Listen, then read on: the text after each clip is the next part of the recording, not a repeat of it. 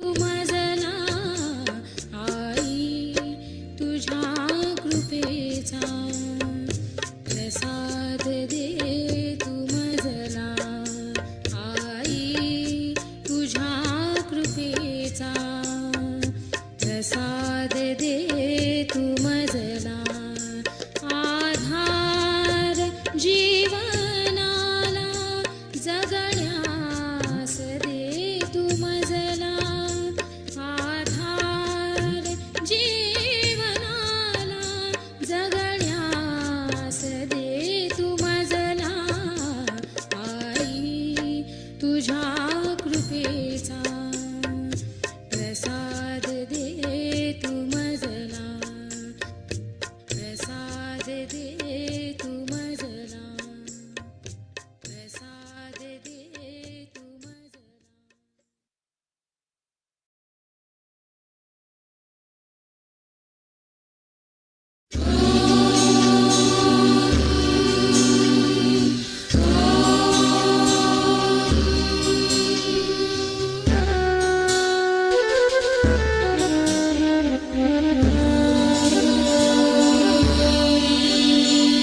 नमोस्तुते नमोस्तुते नमोस्तुते निर्मले नमोस्तुते नमोस्तुते नमोस्तुते निर्मले उदयोस्तुते उदयोस्तुते उदयोस्तुते मंगले नमोस्तुते निर्मले निर्मले निर्मले सारे ससरे पा सारे सारे सारे सारे सारे सारे पा सारे सारे सारे महिषासुरघातिनी रक्तबीजनाशिनी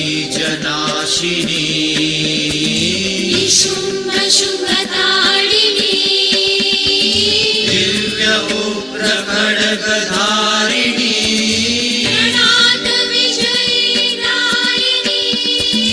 जनात शक्ति रूपिणी नमोस्तुते नमोस्तुते नमोस्तुते निर्मले नमोस्तुते निर्मले निर्मले निर्मले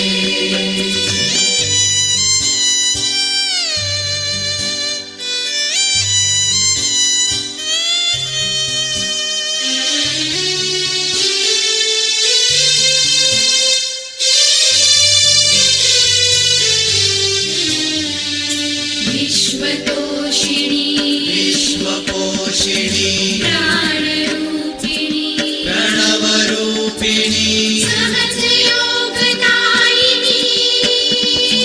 नूतन धर्मस्थापिनी नमोस्तुते नमोस्तुते नमोस्तुते शाश्वती नमोस्तुते निर्मले निर्मले निर्मले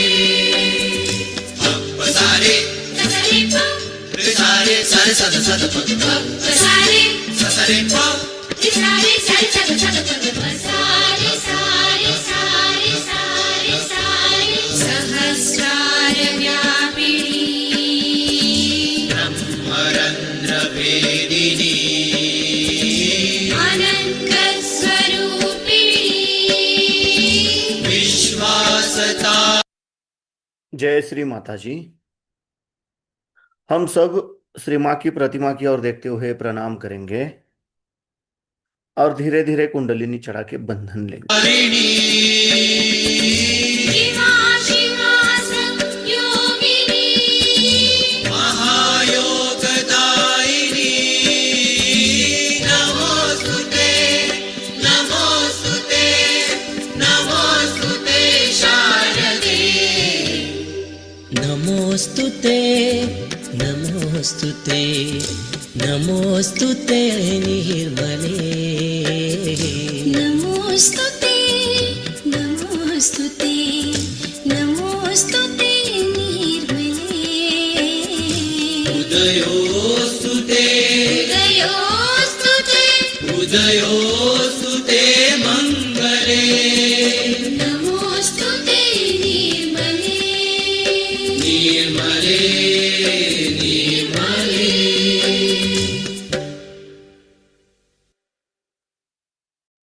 परम पूज्य श्री माता जी, आप ही साक्षात श्री आदिशक्ति हो। आपकी परम कृपा में, आपके निर्मल चरणों में ध्यान करने की अनुमति हम सबको प्रदान कीजिए। अब हम धीरे से आंखें बंद करेंगे और अपना राइट हैंड पृथ्वी तत्व पर रखेंगे। अपना संपूर्ण अटेंशन हम अपने लेफ्ट हैंड के सेंटर से धीरे धीरे सहस्रार और सहस्रार से धीरे धीरे राइट हैंड द्वारा पृथ्वी तत्व में 7 बार लेके जाएंगे।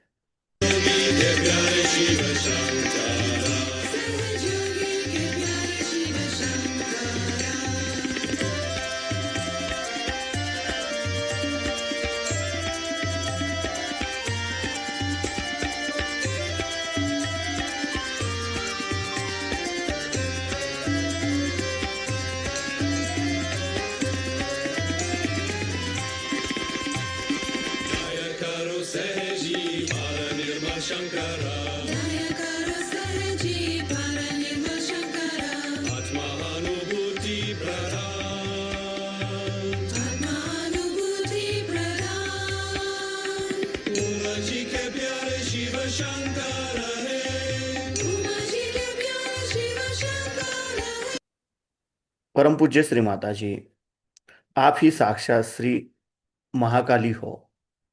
आपकी परम कृपा में कृपया हमारे लेफ्ट साइड के सभी दोष, सभी बाधाएं इस राइट हैंड द्वारा पृथ्वी तत्व में समर्पित कर लीजिए और हमारी इच्छा शक्ति शुद्ध एवं निर्मल बनाइए, जागृत बनाइए। अब हम अपना राइट हैंड अपनी गोद में रखेंगे और लेफ्ट हैंड आकाश तत्व की ओर करेंगे। अपना पूरा अटेंशन हम अपने राइट हैंड के सेंटर से धीरे धीरे सहस्त्रार और सहस्त्रार से धीरे धीरे लेफ्ट हैंड द्वारा आकाश तत्व में 7 बार लेके जाएंगे।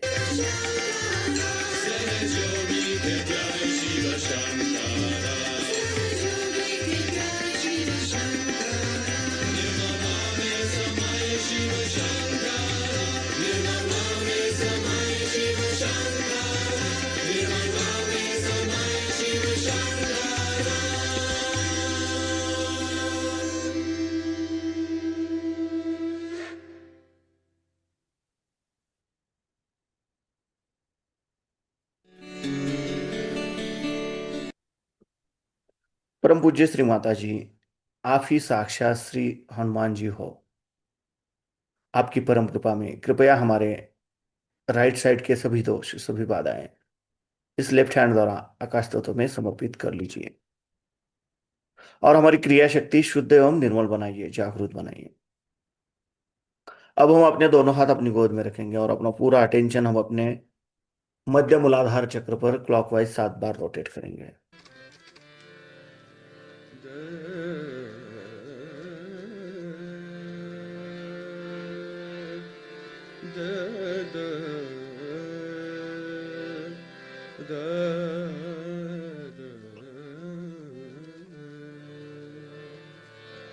श्री राम चंद्र कृपालु भज मन हरण भव भय दारुणम्। परम पूज्य श्री माता जी, आप ही साक्षात श्री निर्मल गणेश हो। आप ही साक्षात श्री कार्तिकेय हो। आपकी परम कृपा में कृपया हमारे मूलाधार चक्र के सभी दोष, सभी बाधाएं दूर कीजिए और हमारे अंदर श्री गणेश तत्व प्रस्थापित कीजिए। हमें श्री गणेश जी के जैसा अबोधित एवं पवित्र बनाइए, जागृत बनाइए। श्री गणेश साक्षात ओम तमेव साक्षात श्री गणेश साक्षात श्री आदिशक्ति माता जी श्री निर्मला देवे नमो नमः। अब हम अपना राइट हैंड अपने लेफ्ट स्वादिष्ठान चक्र पर रखेंगे।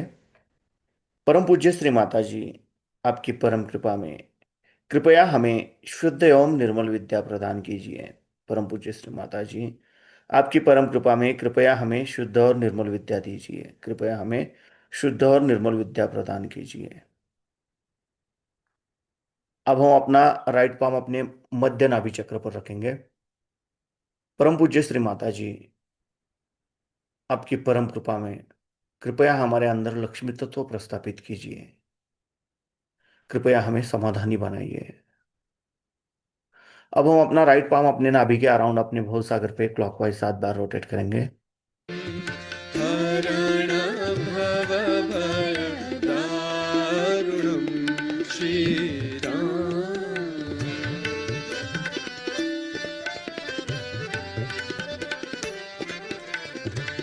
भज दीन बंधु। परम पूज्य श्री माता जी, आप ही साक्षात श्री आदिगुरु दत्तात्रेय हो। आपकी परम कृपा में कृपया हमारे अंदर गुरु तत्व जागृत कीजिए। अब हम अपना राइट पाम अपने हृदय पे रखेंगे, लेफ्ट साइड पे। परम पूज्य श्री माता जी, आपकी परम कृपा में मैं केवल एक शुद्ध आत्मा हूं। मैं मन नहीं, बुद्धि नहीं, शरीर नहीं, अहंकार नहीं। मैं केवल एक शुद्ध आत्मा हूं। मैं केवल एक शुद्ध आत्मा हूं। कृपया आप हमारे हृदय में विराजमान हो जाइए। अब हम अपना राइट पाम अपने लेफ्ट विशुद्धि चक्र पर रखेंगे। परम पूज्य श्री माता जी, आपकी परम कृपा में मैं निर्दोष हूं। मैं निर्दोष हूं। मैं निर्दोष हूं। अब हम अपना राइट पाम अपने आज्ञा चक्र पर रखेंगे और यहाँ पे हम 3 बार क्षम कहेंगे। क्षम क्षम क्षम। परम पूज्य श्री माता जी, आप ही साक्षात श्री जीसस मेरी माता हो। आपकी परम कृपा में मैंने सबको क्षमा कर दिया है। मेरे मन में किसी के भी प्रति द्वेष भावना नहीं है। मैंने खुद को भी क्षमा कर दिया है। कृपया हमें सदैव क्षमाशील बनाए रखिए। अब हम अपना राइट पाम अपने सहस्त्रार पे रखेंगे और धीरे धीरे क्लॉकवाइज 7 बार रोटेट करेंगे। इति वदति तुलसीदास शंकर शेष मुनि मन रंजनम। परम पूज्य श्री माता जी, आप ही साक्षात श्री सहस्रार स्वामिनी हो। आप ही साक्षात श्री आदिशक्ति हो। आपकी परम कृपा में कृपया हमें निर्विचारिता प्रदान कीजिए। अब हम अपने दोनों हाथ अपनी गोद में रखेंगे। अपना पूरा चित्त अपने दोनों हाथों से बहने वाले चैतन्य लहरों पे और अपने सहस्रार में केंद्रित करेंगे और इसी अवस्था में हम श्री माँ की अमृतवाणी सुनेंगे।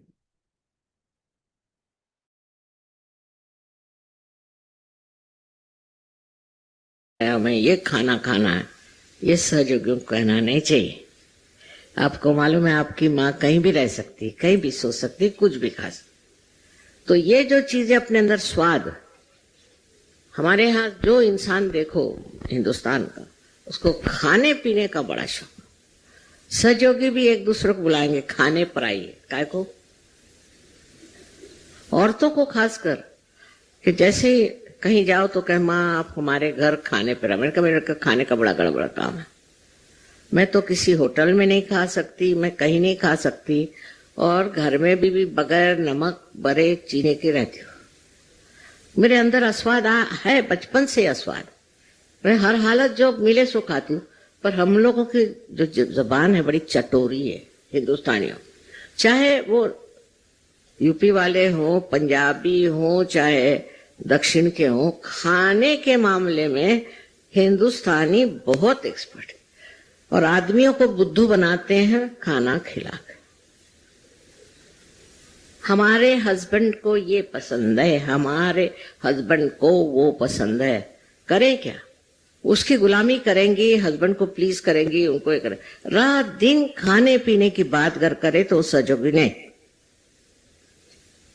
अब बाबा, जब मैं वहां थी मिलान में, वहां जब प्रोग्राम हुआ गुरु पूजा में, मैंने खुद खाना बना, क्या करें। 4 साल तक मैं वहां खाना बनाती रही, क्योंकि दूसरे लोग अच्छा खाना नहीं बनाते थे। लोग कहते हैं माँ ये तो प्लास्टिक के जैसे करा, पर हिंदुस्तानी उसमें विशेष। जितने भी हिंदुस्तानी वहां आएंगे सब मुझे मिलना चाहेंगे, उनका विशेष अधिकार मेरे ऊपर। और दूसरा खाने पीने में बड़ा कि यहाँ का खाना ठीक है। अब एक और नई चीज शुरू हो गई हिंदुस्तानियों में कि अटैच्ड बाथ चाहिए।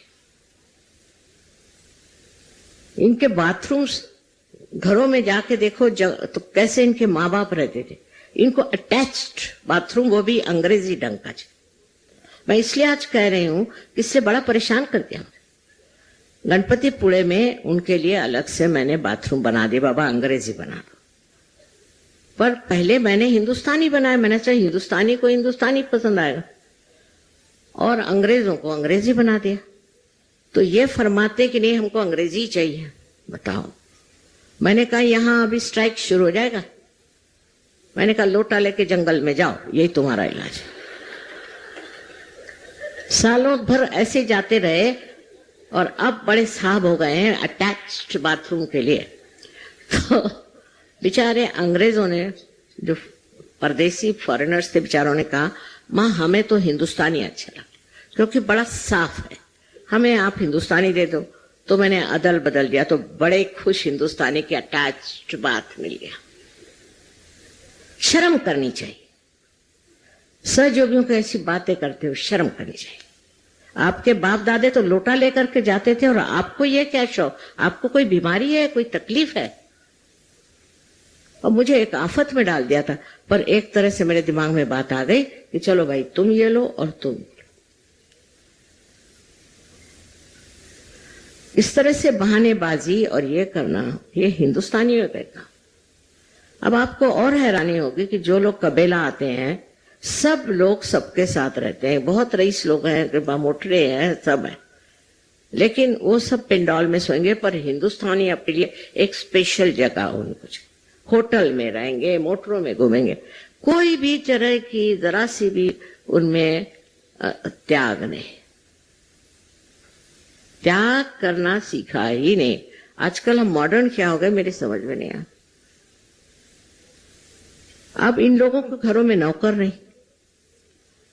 तो ये लोग अटैच्ड बात इसलिए नहीं रखते, एक ही रखते, बाबा सफाई करना पड़ता है। आप लोगों के नौकर चाकर हैं तो चलो 10-10 बाथरूम रख लिए, पर ये सब आते आपको अपने स्वयं के शक्ति से दूर ले जाए। फालतू चीजों में आपका ध्यान जाना, फालतू बातों में आपका हाथ जाना, ये सब आपको एक बहुत ही सर्वसाधारण मनुष्य बना देगा। औरतों के आजकल चला हुआ है कि ब्यूटी पार्लर में जाएंगी, शक्ल तो वही रहती है, वहां पैसा खर्चा करेंगी, वहां ये करेंगी, वहां ये करेंगे।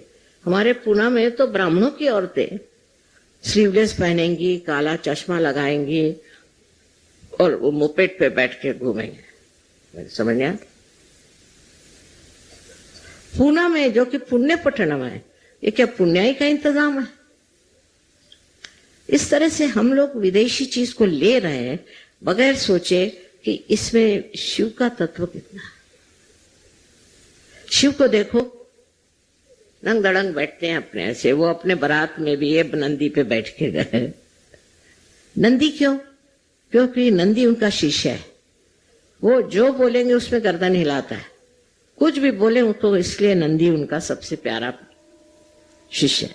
अब इस पे बैठ के वो वहां पहुंचे विवाह करने, तो पार्वती जी को तो कुछ ऑब्जेक्शन नहीं था, पर उसके भाई साहब जो विष्णु थे वो जरा कुछ घबराए कि ये क्या चला आ रहा है दूल्हा मियां। मेरा मतलब नहीं कि ऐसे दूल्हे आप बन के जाइए, ये मतलब नहीं, पर तो भी उसमें भी ताम झाम दुनिया भर की चीजें करा करके और खर्चे में डालने से फायदा। समझदारी, समझदारी आपका अलंकार। हर चीज को मान्य कर लेना, हाँ ठीक है, जो भी है ठीक है, खाना ठीक है। अब वो किसके यहाँ खाना खाना जाएंगे और उसकी बुराई करते रहे, मुंह पे नहीं करे, घर पे आके करेंगे, वह क्या खाना बनाया था। किसी के अच्छा खाना बनाओ तो बीवी कहेंगे वैसे तुम बनाओ। सारी इसको जिह्वा लौलुप्य संस्कृत में कहते हैं, हिंदुस्तान में बहुत ज्यादा, हद से ज्यादा, और इसको कुछ कम करना चाहिए। ये लोग आपका खाना खाते हैं, मैंने कभी नहीं सुना किसी ने शिकायत करी। हालांकि इन लोग का अंग्रेजी खाना तो कोई खा नहीं सकता, आप लोग भी, लेकिन इस तरह से अपने ऊपर ये जो लेपन करा रखा है, इससे आनंद में आप विभोर नहीं हो सकते। शिव जी का जो आनंद है उसको तो बताने के लिए लोगों ने कहा था कि आप वैराग्य करो, पहले विराग हो जाओ, हिमालय पे जाओ, एक टांग पे खड़े रहो, फिर कपड़े बिल्कुल कम पहने, नदी में जाके नहाने का और वैसे गीले कपड़ों से ध्यान करो। सारे कष्ट शरीर को देते थे और गुरु लोग अब भी मारते पीटते हैं, बहुत सताते हैं, ऐसे थोड़ी बैठे बिठाए पार करा दे, ना, काफी आफत कराते हैं और तब उसके बाद लोग पार होते हैं। पर उनका जो पार होना है वो जम जाता है, स्थिति है। और आप लोगों को ऐसे ही प्यार करा दिया, अब वो बाकी के पीछे की चीजें तो चल ही रही सर, वो आफत तो चली रही है, अब उसको क्या करें, तो उसको ही छांटना है। इन सब चीजों को जो हमने जोड़ लिया है, इसको छांटना है, खत्म करना है। और उसको उपद्रव करने की जरूरत नहीं, कि कोई वैराग्य लेने की जरूरत नहीं, घर द्वार छोड़ने की जरूरत नहीं, किसी भी तरह का द्राविड़ी प्राणायाम कहते हो करने की जरूरत नहीं। पर एक चीज जरूर है, कि अपना ये कम करना चाहिए, कम करते जाना, धीरे धीरे कम कर। अस्वाद अंदर आना चाहिए, बहुत जरूरी। अस्वाद एक बड़ी भारी चीज है। लोग बहुत नाराज होते थे अगर खाना उनके समझ में नहीं आया तो थाली फेंकेंगे, कहीं मारेंगे पीटेंगे नौकरों को, पता नहीं क्या करते। अगर आपके अंदर अस्वाद आ जाए तो बहुत हलवाइयों की दुकानें भी बंद हो जाएंगी मेरे ख्याल से। बहरहाल मेरा कहने का मतलब यह है कि शरीर का माध्यम नहीं करना, शरीर के लिए कंफर्ट है। समझ लीजिए अगर आप पलंग पे सोते, जमीन पे नहीं सो सकते, तो 10 दिन जमीन पे सोई, कैसे नहीं सो सकते। अपने शरीर को अपना गुलाम बनाए बगैर नहीं हो, अपने कंफर्ट की बातें जो हैं वो खत्म करें। बहुत से लोग हैं वो बस से नहीं चल सकते क्योंकि वो मोटर से जा सकते, फिर इसकी मोटर मांग, उसकी मोटर मांग, इसमें बैठ, उसमें बैठ, पर कोई भी ये नहीं सोचेगा चलो आज बस से चल के देख क्या होता है। और पहले तो बस भी नहीं थी, लोग चलते ही थे। हम जब स्कूल में पढ़ते थे 5 मील रोज सवेरे चल के जाते थे, हमारे घर में मोटरें थी, सब कुछ, ये माँ बाप की हमारे। पर हम खुद बहुत शौकीन थे, पैदल चलो, और जूते नहीं पहनते थे, चप्पल नहीं, हाथ में लेके जाना, क्योंकि वाइब्रेशंस की वजह से अच्छा था जमीन पे चलना। आप लोग भी थोड़ा सा जूतों के बगैर, चप्पल के बगैर चलना सीखें, बहुत जरूरी है, उससे बड़ा फायदा हो। जमीन को भी वाइब्रेशंस मिलेंगे और आपको भी अच्छा लगे। हर तरह की चीजों में हम लोग बहुत ज्यादा आराम पसंद हो। पहले 2-4 नवाब लोग जैसे थे वैसे अब हम लोगों का, और क्या मिला है, उससे कुछ नहीं मिलने वाला। इस सब की गुलामी करते करते सारी जिंदगी बीत जाएगी। इस गुलामी को कम करना है और सिर्फ परम शिव के तत्व को अपने अंदर धारण करना है। और उसके लिए जरूरी है कि कोई भी चीज महत्वपूर्ण है। आज ये कपड़ा पहनना है तो कल वो कपड़ा पहने, तो उसके साथ वो मैचिंग करना है, तो उसके साथ वो चाहिए। जो कुछ मिलता है ले लो, जो कुछ आता है उसको पहन, कोई हर्ज नहीं, उसमें आप पे कोई आफत नहीं आने वाली। उल्टे आपको समाधान होगा कि मैं समाधान हूं, जो भी मुझे मिला वो मैं समाधान से स्वीकार कर। आजकल हमारे वहां पता नहीं यहाँ भी है कि नहीं, कि वो गैस का सिलेंडर 16 रुपए महंगा हो गया, तो औरतें उनकी बड़ी फोटो आई, सब बड़ी सजी धजी। मैं कहा ये 15 रुपए का तो इनके पाउडर ही लगता होगा।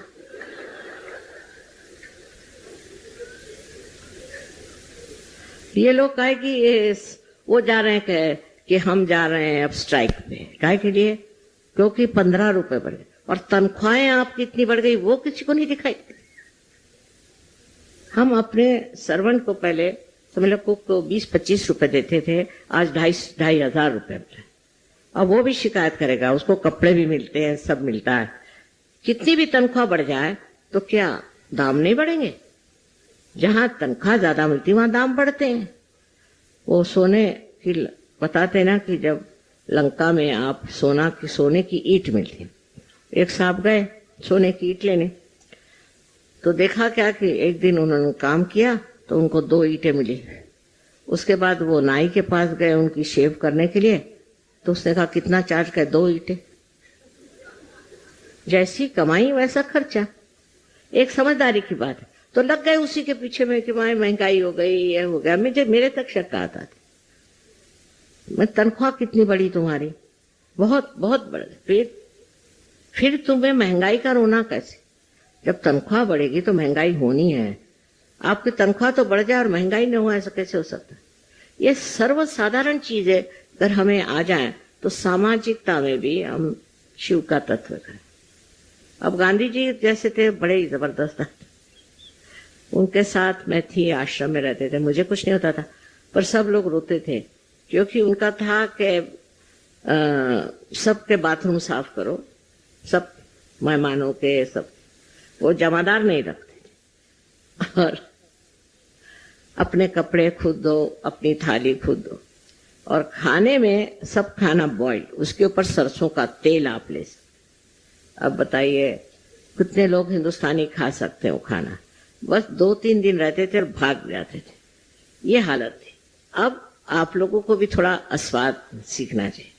अब आस्वाद के लिए ऐसा है, मेरे तो पता नहीं कैसे छूटता है, पर आप अगर खाना थोड़े दिन उबलाई खाए तो कैसे क्या रहेगा?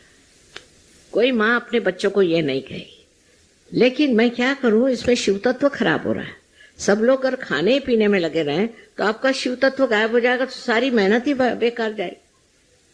इसलिए खाने पीने में बहुत ज्यादा रत रहना कोई अच्छी बात नहीं। पहले जमाने में लोग 1 आध दिन उपवास भी करते थे, कुछ न कुछ अपना त्याग करते थे, पर आजकल बड़ा मुश्किल है ऐसा कहना कि आप अगर संतुष्ट हो जाए, समाधानी हो जाए, तो आपको कोई जरूरत नहीं है, बिल्कुल जरूरत नहीं है कि आप हर समय खाने पीने की बातें करें और अपने यहाँ खाने पे बुलाएं। फिर हमारे यहाँ एक जाति पाति बहुत है कि अगर कायस्थ हैं तो अलग हैं, हिंदू है वो क्या ब्राह्मण है तो अलग है, फलाने अलग है। अब भी है। अब क्या होगा कि जो कायस्थ सहयोगी है वो सब एक हो गए, ब्राह्मण सहयोगी एक हो गए। अरे भाई अब तुम सहयोगी हो गए, अब भी काय को ये कर रहे हैं ब्राह्मण और ये हो। फिर कायस्थ कायस्थों को खाने पर बुलाएंगे और ब्राह्मण ब्राह्मणों को खाने पर बुलाएंगे। अब ये इस तरह की मूर्खता अगर करनी है तो सहयोग में काय को आए? सहयोग में जाति पाति ये कुछ है नहीं, और तो आपकी वही नहीं मिटी जो बिल्कुल मूलतः गलत चीज है, तो अब क्या मिटने वाला है? शिव जी को था क्या जाति पाति? वो तो एकाक्ष को किसी की टांगे टूटी हुई, किसी का हाथ टूटा हुआ, ऐसे सब लूले बुले ले करके और अपनी बारात में ले गए थे। तो ऐसे शिव तत्व में आपके लिए बहुत ज्यादा ये कटाक्ष रखना कि हम तो भाई बहुत पर्टिकुलर हैं कि खाना जो है ऐसा होना है। फिर कायस्थों का अलग, ब्राह्मणों का अलग, और जातियों का अलग, राजपूतों का अलग, सबका अलग अलग। अब वही खाना खाइए। मुझे कभी भी समझ में नहीं आता, आज तक समझ में नहीं आया कि ऐसे अलग अलग खाने में ज्यादा आनंद आता है, तो ये लोग क्यों ऐसा ही खाना मांगे? क्या वजह? बंगालियों को बंगाली, मद्रासियों को मद्रासी। तो मैंने एक बार कहा कि हमारे एयरफोर्स में, एरोप्लेन्स में कोई अच्छा स्टैंडर्ड खाना क्यों नहीं? पहले माँ ये बताइए कि हिंदुस्तान का स्टैंडर्ड खाना कौन सा? ये तो बात सही।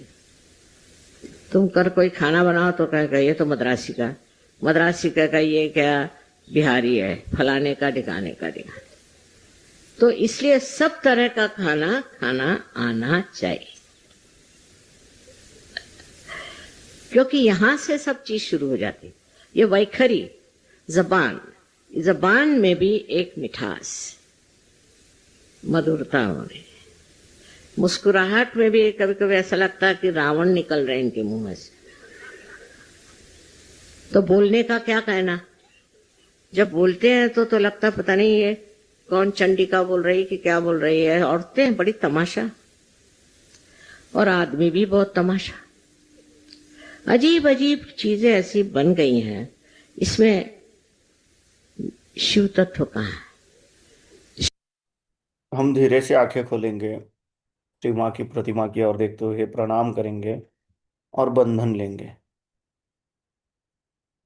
एक बार आदमी क्रोध करता है, फिर उसको सम्मोह हो जाता है। वो फिर सोचता है कि मैंने क्यों कहा, नहीं कहना चाहिए था, ये नहीं वो नहीं। पर वो आपे में नहीं रहता। जब उसे क्रोध आता है, क्रोध में वो आपे में नहीं रहता, आपे से बाहर हो जाता है। और जो मुंह में आए सो बकता है, उसका कोई अर्थ नहीं। या इतने दिन की जो मैल अपने हृदय में समाई हुई है, वो उसके मुख से निकलती है। इस क्रोध को बचाना चाहिए। ये किस लिए क्रोध आता है, इधर गर्चित्त दिया जाए कि हम क्यों क्रोध करते हैं। फिर कुछ लोग हैं वो व्यक्ति मात्र से करते हैं, कोई एक समाज मात्र से करता है। इस तरह से अनेक तरह से लोग क्रोध को करते हैं। ये क्रोध हमें अंदर क्यों आता है, किस लिए हम क्रोधित होते हैं, ये सोच। जय श्री माता जी। इति वदति तुलसी दास शंकर शेष मुनि मनरंजनम मम हृदय कंज निवास कुरु कामादि खलदल गंजनम हरण भव भय दारुणम श्री रामचंद्र कृपालु भज मन हरण भव भय दारुणम हरण भव भय दारुणम श्री